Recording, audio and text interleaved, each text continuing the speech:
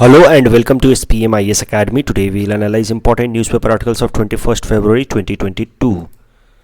Please note you can download the PDF version of today's newspaper analysis by clicking the link given in the comment section. You can also join our WhatsApp group through the link given in the description section for more study materials. This is the list of the topics that we will be covering from today's newspaper. The first article is taken from editorial segment. It is about seabed mapping, and this topic is important from our syllabus paper 4 science and technology point of view. It is also important from disaster management perspective. सबसे पहले समझते हैं इस current article का context क्या है, क्यों ये आर्टिकल आया है. सो देखिए, यूनेस्को ने कहा है, हाल फिलहाल में एक स्टेटमेंट रिलीज़ किया है कि दुनिया भर के 20% सी बेड की अभी तक मैपिंग हुई है, स्टडी हुई है, लेकिन 2030 तक यूनेस्को का टारगेट है कि दुनिया भर के लगभग 80% सी बेड की वो मैपिंग कर लेंगे. तो एक बार ब्रीफली देख लेते हैं सी बेड होता क्या है. Sea bed is defined as bottom of the ocean. तो ये वाला पार्ट सी का या ओशन का हम लोग उसको कहते हैं सी बेड. इसी को सी फ्लोर या ओशन फ्लोर या ओशन बॉटम भी कहते हैं. तो सी बेड की स्टडी की जा रही है कि अलग अलग जगहों पे किस तरीके का कॉम्पोजिशन है फ्लोर का, किस तरह का फ्लोरा फौना है, और ये स्टडी कर रहा है यूएन का ये जो एजेंसी है यूनेस्को. तो as I said, UNESCO is in charge of ocean science and as it said that presently 20% sea bed यानी कि 1/5 of the sea bed has been mapped and studied. Mapping, sea bed mapping का मतलब है कि सी bed की study करना, वहाँ पे किस तरह का क्या फ्लोरा फौना मिल रहा है वो सब देखना. तो सी बेड की मैपिंग के लिए या सी बेड की स्टडी के लिए यूनेस्को ने एक प्रोजेक्ट लॉन्च किया है जिसका नाम है sea bed 2030 project. This project was launched in 2017. इसमें यूनेस्को ने जापान की एक एजेंसी है, एक नॉन प्रॉफिट ऑर्गेनाइजेशन है जापान की जिसका नाम है निप्पॉन फाउंडेशन. यूनेस्को ने उसके साथ कोलैबोरेट किया है और अब ये दोनों मिल करके सी बेड मैपिंग कर रहे हैं. तो 2017 से ये प्रोजेक्ट स्टार्ट हुआ है, सी बेड 2030 प्रोजेक्ट, और यूनेस्को और Japan's Nippon foundation are conducting it. अगर जापान निप्पॉन फाउंडेशन के बारे में बात की जाए तो जैसे it is a non profit organisation, एक तरह का एनजीओ है which works in the field of marine resource and development. तो ये जो सी बेड 2030 प्रोजेक्ट है, इसी के बारे में एक्सप्लेन करते हुए यूनेस्को ने कहा कि दुनिया भर के ओशनिक फ्लोर की 20% मैपिंग हो चुकी है, बट द टारगेट इज़ कि 2030 तक under this sea bed 2030 project दुनिया भर के सी बेड की 80% तक की मैपिंग हो जाए. सी बेड मैपिंग, इससे फ़ायदा क्या होगा, क्यों किया जा रहा है, वो भी ज़रा समझते हैं. सबसे पहले देखिए कि जो सी बेड मैपिंग की जा रही है उसमें क्या क्या डाटा कलेक्ट किए जाएंगे. तो इसमें कलेक्ट किया जाएगा कि कहाँ कहाँ पे ओशन फॉल्ट्स हैं. आई होप आपको पता होगा ओशन के अंदर फॉल्ट लाइंस होते हैं, जहाँ पे भी प्लेट बाउंड्री होती है वो सब फॉल्ट लाइंस. तो ओशन फॉल्ट्स को स्टडी किया जाएगा, ट्रेंचेज को स्टडी किया जाएगा, ओशन करेंट्स किस तरह से वर्क कर रहे हैं, टाइड्स किस तरह से वर्क कर रहे हैं एग्जैक्टली, उनका क्या इम्पैक्ट है वो स्टडी किया जाएगा. जो सेडिमेंट्स ट्रांसपोर्ट होते रहते हैं ओशन के करेंट्स द्वारा, उनकी स्टडी की जाएगी. और इससे क्या फ़ायदा होगा, बेनिफिट्स. तो सुनामी या बाकी तमाम जो सेस्मिक एक्टिविटीज़ हैं, जो अंडर सी सेस्मिक यानी कि अर्थक्वेक जैसी एक्टिविटीज़ होती रहती हैं सी बेड पे, उनके बारे में पता चलेगा. तो इससे हम लोग फ्यूचर में इस तरह के डिजास्टर्स को, seismic related disaster that happens beneath the ocean surface, और या फिर सुनामी जैसे डिजास्टर के अगेंस्ट कुछ हद तक मिटिगेशन कर पाएंगे. That is one important objective of sea bed mapping. उसके अलावा फिशरीज़ के कहाँ कहाँ पे सस्टेनेबल रिसोर्सेज हैं, कहाँ कहाँ पे फिशेज जो हैं वो सस्टेनेबल तरीके से मिल रहे हैं, ये स्टडी की जा सकती है. उसके अलावा जो इन्वायरमेंटल डिस्ट्रक्शन होते हैं ओशन में या सी में, जैसे ऑयल स्पिल्स, कभी कभार कोई शिप समझ लीजिए कि ऑयल ट्रांसपोर्ट कर रहा है, वो शिप का एक्सीडेंट हो जाता है और बहुत सारा तेल जो है ऑयल वो फैल जाता है ओशन सरफेस पे, which causes negative damage to the environment surrounding that oil spill area. तो ऑयल स्पिल हो या एयर क्रैश, एक बार फ्लाइट्स गिर जाती हैं सी के अंदर, या शिप रेक्स जो पुराने जहाज़ होते हैं उनको ऐसे ही अबैंडन कर दिया जाता है. तो इन सब का हमारे ओशन इकोसिस्टम पे क्या नेगेटिव इम्पैक्ट है और उनके साथ कैसे डील किया जाए, that is another objective of sea bed mapping. उसके अलावा फ्यूचर में क्लाइमेट चेंज कैसे सी लेवल राइज को प्रॉम्प्ट कर रहा है और कैसे इससे रिलेटेड जो इफ़ेक्ट्स हैं उनको मिटिगेट किया जाए, that is also another objective of seabed mapping. और ओवरऑल जो मरीन इकोसिस्टम है, फिशेज एंड एसोसिएटेड जो इकोसिस्टम है, एल्गीज, फाइटोप्लैंक्टन्स, उनको कंजर्व करने का मेन ऑब्जेक्टिव है अंडर दिस सीबेड मैपिंग। अब ज़रा समझिए कि सीबेड मैपिंग के लिए जो प्रोजेक्ट चलाया जा रहा है वो है सीबेड 2030 प्रोजेक्ट, जो यूनेस्को और जापान की निप्पॉन फाउंडेशन चला रही है। लेकिन इसके साथ ही साथ यूनेस्को ने रिक्वेस्ट किया है एक दूसरे ऑर्गेनाइजेशन को। अभी यूनेस्को ने हाल फिलहाल में, क्यों ये आर्टिकल आया वो मैं बता रहा हूँ, 2017 से तो ये प्रोजेक्ट चल रहा है, लेकिन अभी हाल फिलहाल में यूनेस्को ने रिक्वेस्ट किया है IOC को, इंटर गवर्नमेंटल ओशनोग्राफिक कमीशन को, ताकि ये इंटर गवर्नमेंटल ओशनोग्राफिक कमीशन जो है वो यूनेस्को के साथ कोलैबोरेट करे और ये सी बेड मैपिंग प्रोजेक्ट को आगे ले जाए ऑन फास्ट ट्रैक। तो UNESCO has called for mobilisation of about 150 member states of this IOC। तो ये IOC है क्या, देखिए ये जो IOC है, इंटर गवर्नमेंटल ओशनोग्राफिक कमीशन, ये यूनेस्को के अंदर ही एक बॉडी है। It is a body of UNESCO itself, और जिसका काम होता है यूनेस्को को सपोर्ट करना in global ocean science and services. तो सी बेड मैपिंग प्रोजेक्ट यूनेस्को और निप्पॉन कर रही हैं। यूनेस्को के अंदर की एक बॉडी है IOC, inter governmental oceanographic commission. अब यूनेस्को ने कहा है कि IOC का भी इस्तेमाल किया जाएगा सी बेड मैपिंग के लिए। अगर IOC की बात की जाए तो इसके लगभग 150 दुनिया के देश इसके मेंबर कंट्रीज़ हैं, इंक्लूडिंग इंडिया। तो और ये दुनिया के देश 150 दुनिया के देश जो हैं आपस में कोलैबोरेट करते हैं at IOC, which is a platform created by UNESCO, ताकि ओशन के अंदर बेहतर ओशनिक साइंस की स्टडी की जा सके और ओशन को कंजर्व किया जा सके।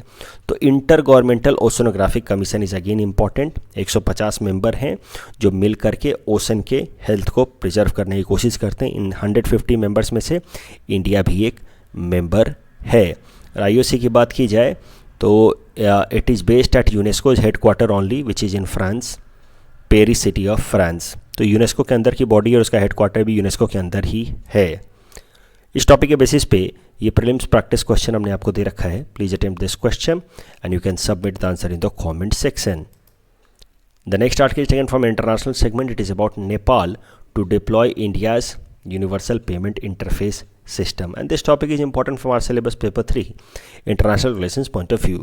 तो सबसे पहले UPI unified payment interface system के बारे में समझते हैं। I am so sorry, apologies, I said UPI universal payment interface, इसका एक्चुअल नाम है यूनिफाइड पेमेंट इंटरफेस। तो UPI के बारे में समझते हैं सबसे पहले। देखिए, आपने भी कई दफ़ा अब तो UPI का इस्तेमाल कर ही लिया होगा। It helps in money transfer from one bank account to another bank account. इसमें कुछ PT पर्सपेक्टिव से आपको बातें ये समझनी है कि UPI का इस्तेमाल आप स्मार्टफोन से तो कर ही सकते हैं, आप फीचर फ़ोन से भी UPI का इस्तेमाल कर सकते हैं। आपको #9 इस तरह का कुछ नंबर डायल करके, UPI नंबर डायल करके आप पैसे ट्रांसफ़र कर सकते हैं। तो you can make money transfer either through feature phone और स्मार्टफोन। इस तरह का सवाल आपसे PT में पूछा जा सकता है कि UPI can be supported only through smartphones. ऐसा नहीं है। उसके अलावा UPI ऑनलाइन मोड में भी हो सकता है, ऑफलाइन मोड में भी हो सकता है। In both modes it is available. ठीक है, तो ये बातें याद रखनी है। और UPI में कैसा, it's just an interface between two bank account. इसमें कोई मोबाइल वॉलेट नहीं चाहिए होता है। मोबाइल वॉलेट आई होप आप समझते हैं, जिसमें आप पहले रिचार्ज करते हैं, कुछ पैसे डालते हैं, फिर वहाँ से आप पेमेंट करते हैं अलग अलग जगहों पे। तो UPI does not require any mobile wallet. It simply allows you to transfer money from one account to another account. It is just an interface. It does not provide any account और mobile wallet. India की कुछ जो top UPIs हैं जैसे PhonePe, Paytm, Google Pay, Amazon Pay, भीम तो भारत सरकार ने लॉन्च किया है, आई होप आप जानते होंगे। ये सब इंडिया के टॉप UPI सर्विस प्रोवाइडर्स हैं। इंडिया की जो UPI सर्विस प्रोवाइडर्स हैं, they are having a linkage with Singapore UPI system, जिसका नाम है पे नाउ। तो ये एक फॉर्मल एग्रीमेंट का आउटकम है। इंडिया की UPI जो है they are linked with Singapore pay now. और ये जो UPI है इंडिया के अंदर, it was launched in 2016 by national payment corporation of India.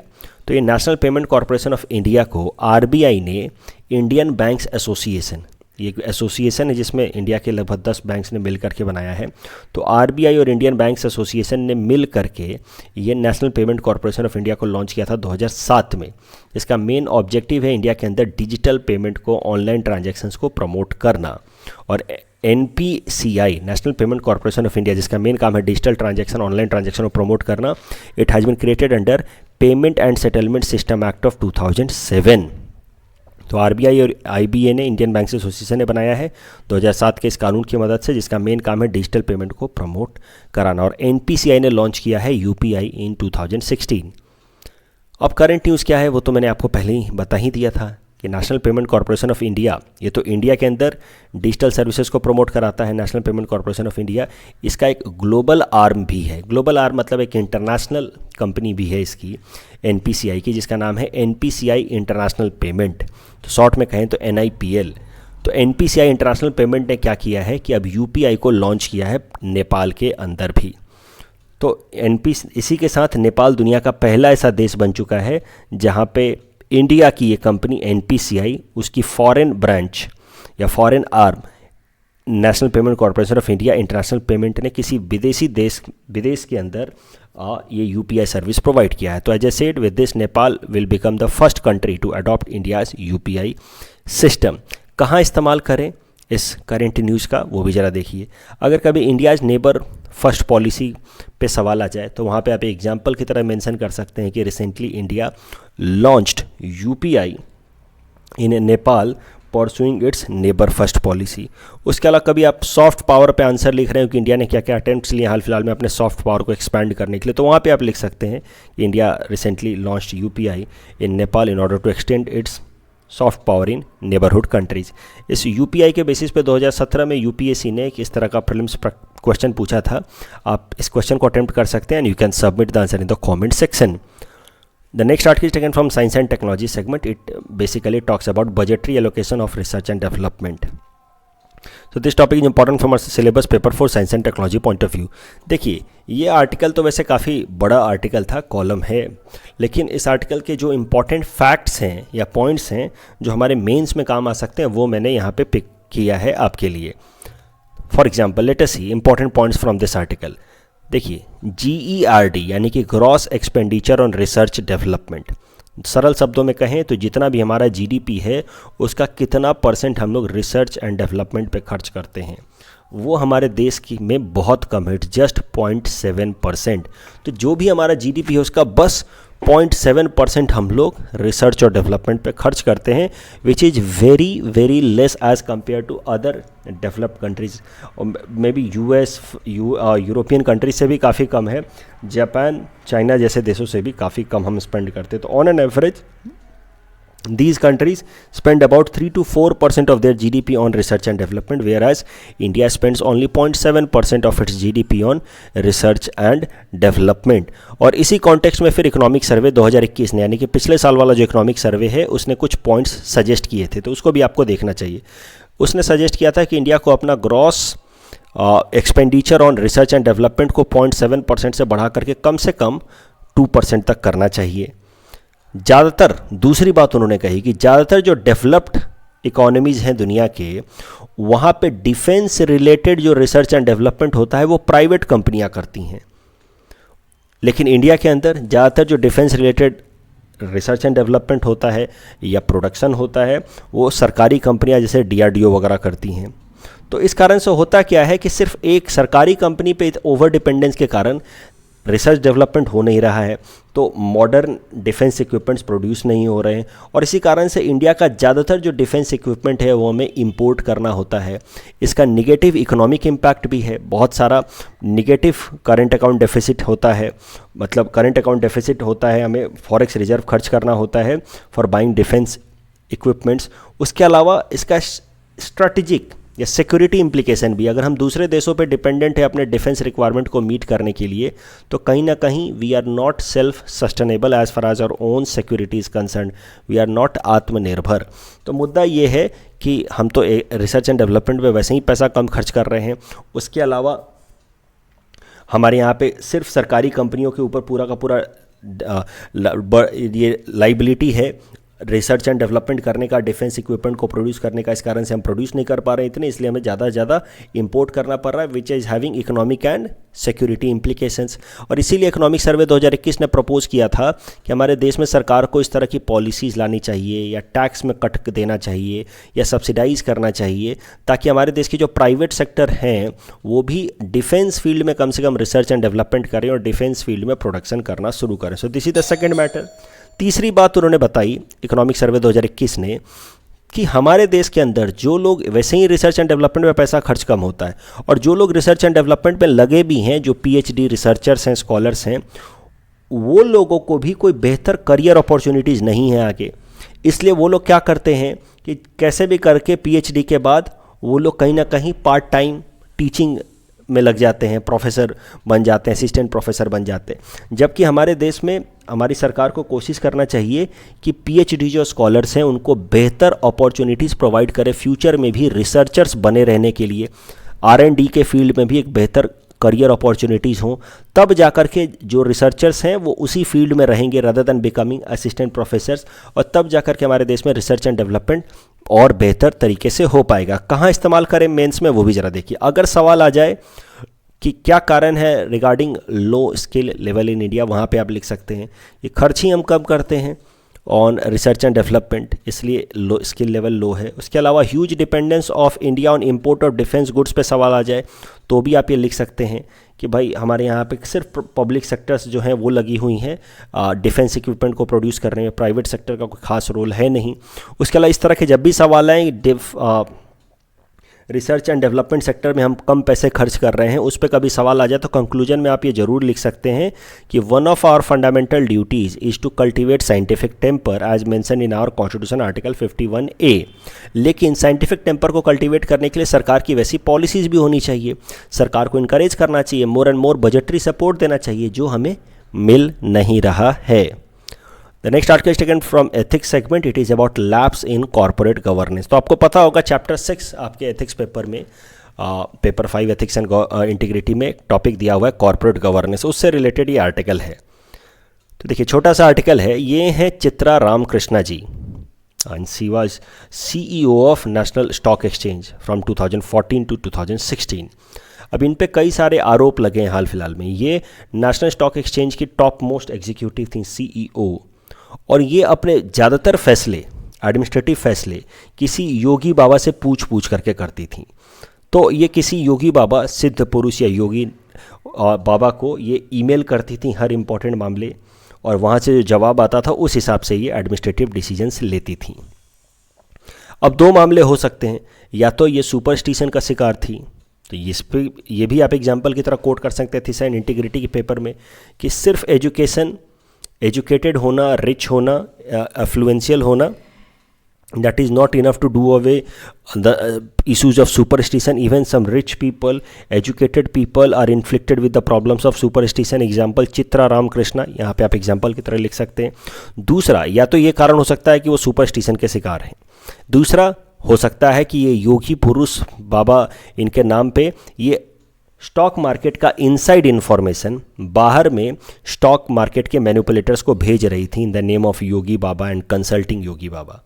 तो इनसाइड ट्रेडिंग भी अपने आप में एक इलीगल एक्टिविटी है। अंदर की बात, पहले ही कुछ मैनिपुलेटर्स को बेच देना, ये बाकी शेयर बायर्स के, कॉमन पब्लिक जो शेयर बाई करती हैं, उनके खिलाफ धोखा हुआ।